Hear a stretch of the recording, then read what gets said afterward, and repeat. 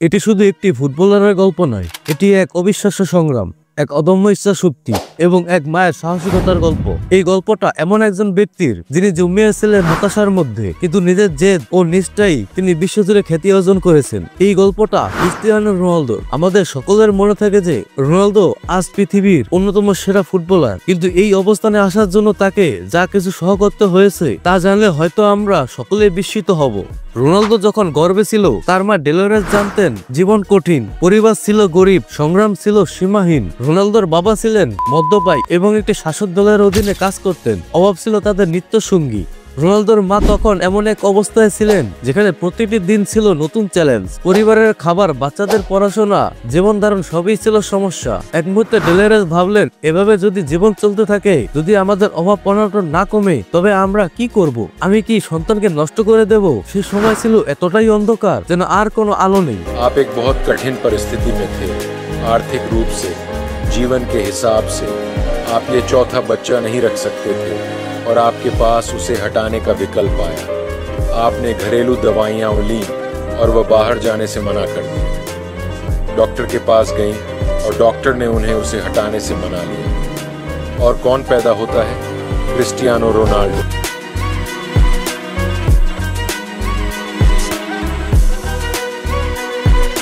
কিন্তু এক দুঃসাহসিক সিদ্ধান্তও নিতে হয়নি। ডেলোরেস অদ্ভুত এক শক্তি খুঁজে পেলেন, এক ধরনের আশা, যে আশা কখনো থাকতে পারে না। তিনি জানতেন হয়তো তার সন্তানই তার জীবন বদলে দেবে। রোনালদো সেই ছোট্ট জীবন, যে কিনা এখনো পৃথিবীর মাটিতেই পা রাখেনি, তার মধ্যে এক বিশেষ কিছু ছিল। মা ঠিক করলেন যে সত্যিই হোক, তার সন্তানকে পৃথিবীতে আসতেই হবে।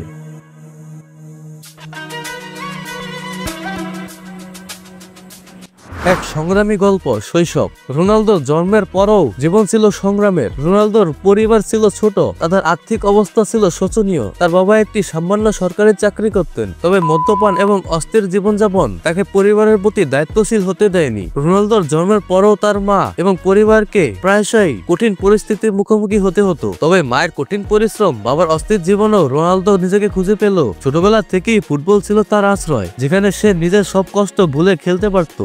প্রথম সিঁড়ি, এখানেই রোনালদোর আসল যাত্রা শুরু। যেখানে পৃথিবী তাকে কিছুই দেয়নি, সেখানে রোনালদো নিজেই তার ভাগ্য করতে শুরু করলো। স্কুলের মাঠে ফুটবল খেলার সময় যেখানে প্রতিযোগিতা ছিল সীমাহীন, সেখানেই সে পেতে শুরু করলো তার সাফল্যের প্রথম সিঁড়ি। মাত্র 8 বছর বয়সে সে প্রতিযোগিতার মঞ্চে নিজের খেলার দক্ষতা প্রদর্শন করতে শুরু করেছিল। তবুও জীবন আরো কঠিন হতে লাগলো। 11 বছর বয়সে রোনালদো মায়ের কাছ থেকে বিচ্ছিন্ন হয়েছিল। তাকে মায়ের কাছ থেকে পর্তুগালের রাজধানী লিসবনের স্পোর্টিং ক্লাবে ভর্তি হতে হয়েছিল। ক্লাবের সংগ্রাম। লিসবনে আসার পরও তার জীবন ছিল কঠিন। সে একা, একেবারেই একা। পরিবার থেকে 1000 কিলোমিটার দূরে এক অচেনা শহরে সে শুরু করলো নতুন জীবন। প্রথম দিকে তার জন্য ছিল এটা এক বিশাল চ্যালেঞ্জ। শহরে নতুন ভাষা, নতুন সবাই জানতো না তাকে। সে এক মায়ের বুকে আগলে বড় হয়ে ওঠা একটি ছেলে, আর এখন তাকে একদম একা এক দুঃসাহসিক যাত্রায় বের হতে হচ্ছিল। সে পিছিয়ে আসতে পারে না, তাকে নিজেকে প্রমাণ করতে হবে, তার স্বপ্ন বাস্তবায়ন করতে হবে। দ্বিতীয় সিঁড়ি, স্পোর্টিং ক্লাব থেকে ম্যানচেস্টার ইউনাইটেড। স্পোর্টিং ক্লাবে তার খেলা তাড়াতাড়ি নজর কাড়লো বড় ক্লাবগুলোর। একদিন ম্যানচেস্টার ইউনাইটেডের ম্যানেজার অ্যালেক্স ফার্গুসন তাকে দেখতে আসেন। রোনালদো যখন প্রথম ইংল্যান্ডে পৌঁছালো, তার বয়স ছিল মাত্র 18 বছর। ইংল্যান্ডে তার আগমন ছিল খুবই চ্যালেঞ্জিং। শক্তিশালী প্রতিপক্ষ, নতুন পরিবেশ, নতুন ভাষা, কিন্তু সে কখনো ভয় পায়নি। ম্যানচেস্টার ইউনাইটেডের হয়ে তার প্রথম মৌসুম ছিল দারুণ। ফার্গুসন রোনালদোর খেলার দিকে তাকিয়ে বলেছিলেন, সে শুধু একজন দুর্দান্ত ফুটবলার নয়, সে এক সংগ্রামী নেতা। বিশ্বের সেরা ফুটবলার। ম্যানচেস্টার ইউনাইটেডে 2003-2009 পর্যন্ত সাফল্য লাভের পর রোনালদো 2009 সালে রিয়াল মাদ্রিদে যোগ দেন। রিয়াল মাদ্রিদে যোগ দেওয়ার পর তার ক্যারিয়ার নতুন উচ্চতায় পৌঁছায়। Golden boot, Ballon d'Or, UEFA champion league শিরোপা, স্প্যানিশ লিগ শিরোপা। রোনালদো সবার নজরে চলে আসেন। তার স্কিল, পরিশ্রম, আত্মবিশ্বাস এবং কঠিন পরিশ্রম তাকে এই অর্জনে পৌঁছাতে সাহায্য করেছে। আজ রোনালদো বিশ্বের সবচেয়ে সমৃদ্ধ ফুটবলারের মধ্যে একজন। তার কাছে অনেকেই এখন যান, তাকে অনুসরণ করতে চান। তার ব্যক্তিগত জীবন, সংগ্রাম, তার গোল্ডেন বুট, ব্যক্তিগত গাড়ি, বিলাসবহুল বাড়ি, সবকিছুই এখন এক স্বপ্নের মতো। কিন্তু এই অর্জনের পিছনে রয়েছে এক দীর্ঘ সংগ্রাম এবং অদম্য বিশ্বাস। বাড়ি, গাড়ি, গোল্ডেন বুট। আজ রোনালদোর জীবন কেবল ফুটবল মাঠে সীমাবদ্ধ নয়, তার কাছে আছে বিশাল এক বিলাসবহুল বাড়ি, সেখানে প্রতি মুহূর্তে তার সফলতার গল্প শোনায়। তার সংগ্রামের দিনের প্রতিটি স্মৃতি যেন এই বাড়ির দেয়ালে লুকানো। রোনালদো জগতের সবচেয়ে দামি গাড়ি সংগ্রহ করেও রেখেছেন, ফেরারি, বুগাট্টি, লাম্বরগিনি, সবই তার সংগ্রামের প্রতীক। তার সবচেয়ে বড় অর্জন হলো গোল্ডেন বুট। প্রতিটি গেমে গোল করা তার অদম্য ইচ্ছা তাকে এনে দিয়েছে এই সম্মান। প্রতি বছর তার নাম থাকে ইউরোপের সেরা গোলদাতার তালিকায়। রোনালদোর জীবন আজ রোনালদো শুধু একটি নাম নয়, এটি হয়ে উঠেছে বিশ্বব্যাপী অনুপ্রেরণার উৎস।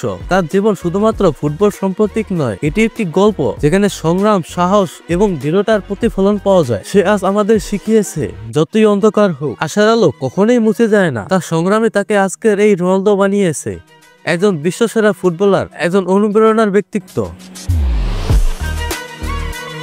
রোনালদো যেমন নিজের জীবনকে উজ্জ্বল করেছে, ঠিক তেমনি আমাদেরও শিখিয়েছে যে স্বপ্ন বড় হলে তার পথে বাধা আসবেই, তবে আমাদের উচিত কখনো হাল না ছাড়া।